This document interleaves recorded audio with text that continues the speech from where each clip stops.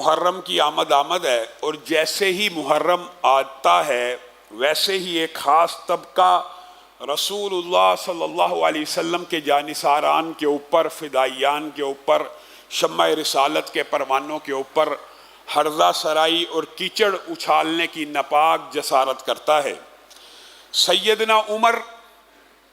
سیدنا عمر رضی اللہ تعالیٰ عنہ کے جن کو کائنات کی سب سے سچی زبان نے جنت کی بشارت دی، کائنات میں رسول اللہ سے زیادہ سچی زبان کسی کی ہو سکتی ہے؟ کائنات کی سب سے سچی زبان نے جنت کی بشارت دی، پھر بھی کوئی زبان اس عمر پہ دراز ہو تو وہ کائنات کی سب سے جھوٹی اور گندی اور غلیظ زبان تو ہو سکتی ہے، اس زبان کا کوئی اعتبار نہیں کیا جا سکتا، کیونکہ رسول اللہ صلی اللہ علیہ وسلم کی حدیث کے آگے، قول کے آگے، بات کے آگے کسی کا الزام، کسی کا تان، کسی کا دشنام ہرگز کوئی حیثیت نہیں رکھتا۔ رسول اللہ نے صرف جنت کی بشارت نہیں دی، آئیے ابتدا دیکھیے۔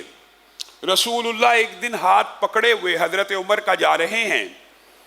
حضرت عمر کہتے ہیں اللہ کے رسول، محبت میں ایک دم محبت کا غلبہ آیا، اے اللہ کے رسول آپ مجھے سب سے زیادہ محبوب ہیں، لیکن اگر میں غور کروں تو شاید اپنی جان سے زیادہ بڑھ کے آپ محبوب نہیں، کائنات میں ہر چیز سے زیادہ سچے تھے، قول کے پکے تھے، سچ کہہ دیا، محبت کے اندر بھی مبالغہ نہ کیا۔ میں اور آپ تو مبالغہ کر دیتے ہیں کہ آپ کے لیے جان بھی حاضر ہے، آپ کے لیے یہ بھی حاضر ہے، ہم آپ کو جان سے بھی زیادہ پیار کرتے ہیں۔ وہ عمر رسول اللہ کا ہاتھ تھامے ہوئے محبت کے جذبات سے لبریز ہو کے کہہ رہے ہیں اے اللہ کے رسول آپ مجھے کائنات میں سب سے زیادہ محبوب ہیں، ہاں شاید میری جان سے زیادہ محبوب نہ ہوں۔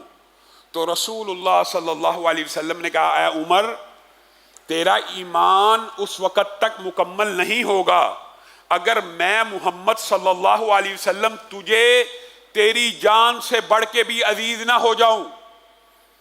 ایک سیکنڈ کا 10واں حصہ بھی حضرت عمر نے نہیں سوچا، اسی وقت کہنے لگے اگر آپ کا یہ حکم ہے تو آج کے بعد آپ مجھے میری جان سے بڑھ کے بھی زیادہ عزیز اور محبوب ہیں۔ تو رسول اللہ نے اس وقت کیا کہا تھا؟ کیا صرف جنت کی بشارت ملی؟ اس وقت کہا عمر آج اور اب تیرے ایک ایمان کی تکمیل ہو گئی ہے۔ رسول اللہ کی زبان سے ایمان کی تکمیل کی بشارت کس کو ملی ہے؟ یہ حضرت عمر جیسے خوش نصیب چند صحابہ یہ درجہ یہ رتبہ بلند ملا جس کو مل گیا کہ حضرت عمر کا ہاتھ پکڑ کے رسول اللہ نے کہا اب تیرے ایمان کی تکمیل ہو گئی ہے۔ کیا رسول اللہ اپنی مرضی سے بولتے ہیں؟